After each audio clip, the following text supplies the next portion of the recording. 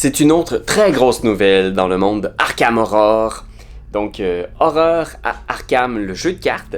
On vient d'annoncer qu'on va revisiter complètement la boîte de base. Donc, ce qui est, votre premier achat. Si vous voulez commencer à apprendre à jouer, il y avait la boîte de base d'Arkham Horror. Et c'était un peu un passage obligé. Hein? C'est là-dedans que vous allez trouver tous les premiers investigateurs. Vous avez aussi les pièces, les jetons indices, les jetons ressources, tout ce dont vous avez besoin pour vraiment pouvoir goûter aux enquêtes, aux défis, aux mystères du jeu Horreur à Arkham. Eh bien, cette boîte-là, qui était disponible sur le marché, une petite boîte autour de 30-40$, elle comportait plusieurs cartes pour construire des decks, suffisamment de cartes pour construire le deck de 2 enquêteurs. Donc, si vous vouliez vraiment explorer à fond le concept de Arkham, vous aviez pas le choix d'acheter une deuxième boîte de base.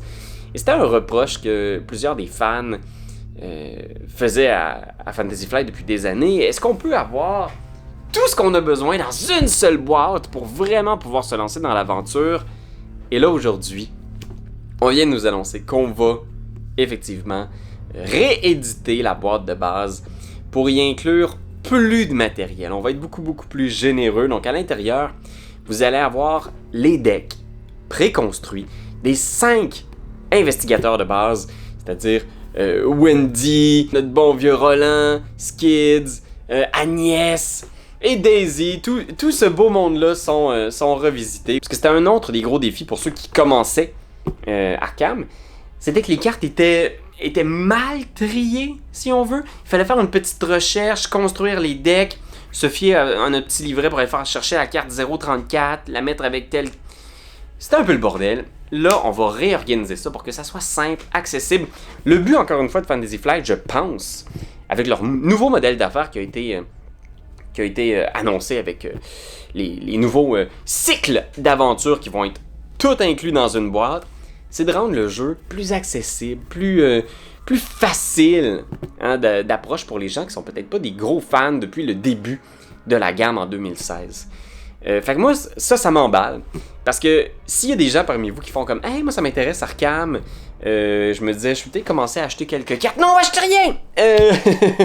Je dis pas quoi faire, vous pouvez acheter ce que vous voulez. Mais cette boîte-là, ça va vraiment être votre morceau numéro 1 à acheter dans votre collection. Et là, on nous annonce que ça va sortir en octobre, cet automne. Alors, la boîte de base avec tout ce qu'il vous faut. Fait que moi, je vous dis, si vous pouvez attendre d'ici là, génial, parce que c'est une boîte qui va tourner autour de 60 US. Fait qu'on devrait avoir ça autour de, 70-80 Canadiens. Puis à l'intérieur, vous allez avoir la première campagne aussi, La Nuit de la Zélatrice. 3 chapitres qui permettent d'introduire un peu le jeu, les différentes mécaniques. C'est une bonne campagne, somme toute, même si elle est, mon Dieu, qu'elle est dure et qu'elle est cruelle, mais très intéressante. Et là, pour ceux qui sont des fans comme moi, la question que vous vous posez sans doute, c'est est-ce que j'ai besoin d'acheter cette nouvelle boîte de base-là? Est-ce qu'il y a quelque chose de plus à l'intérieur? Y a-t-il quelque chose pour nous, ceux qui sont là depuis la première heure? Eh ben non, pas vraiment. C'est tout le même matériel. Alors vous avez les mêmes enquêteurs, la même campagne, tout est identique. Alors vous n'avez pas besoin de l'acheter. Reste que il y a des nouvelles illustrations pour chaque enquêteur. Alors peut-être que si vous êtes un complétionniste et que vous voulez vraiment avoir toutes les possibilités inimaginables de cartes pour jouer Roland, il n'y a aucune différence mécanique. Le jeu reste le même aussi, c'est important de le spécifier. Il n'y a pas de révision des règles. Ça va vraiment être un bel outil pour les nouveaux joueurs. Reste que, il y a d'autres petits ajouts cool. Là. Vous allez constater qu'il y a un jeton lampe de poche maintenant aussi pour désigner le premier joueur. Vous avez aussi des jetons de ressources 5. Si vous avez un enquêteur, mettons un rogue qui accumule beaucoup de ressources, ben là vous allez avoir une option pour pouvoir plus facilement suivre la progression de vos ressources.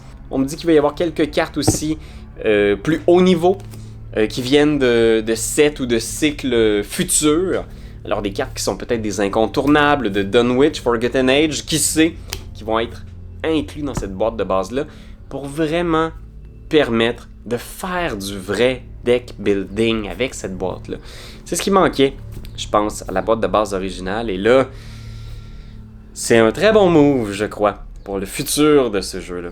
Est-ce qu'il y a d'autres surprises que Fantasy Flight nous réserve? Je sais que MJ Newman a parlé sur certains podcasts qu'il fallait être à l'affût, qu'il y avait beaucoup de grosses nouvelles qui s'en venaient peut-être à Gen Con, peut-être cet automne.